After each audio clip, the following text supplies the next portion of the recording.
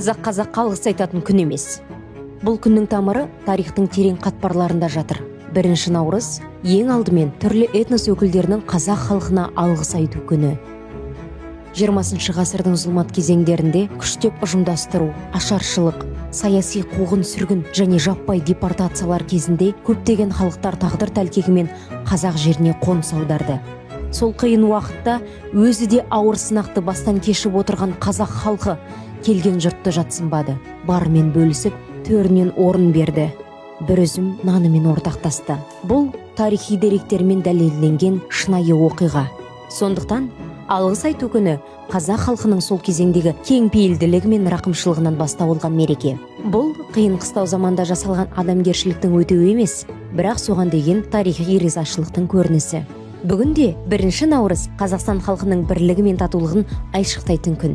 Алғыс бөленудің емес, бірігудің белгісі. Бұл ортақ тарихты ұмытпай, ортақ болашақты бірге құрудың символы.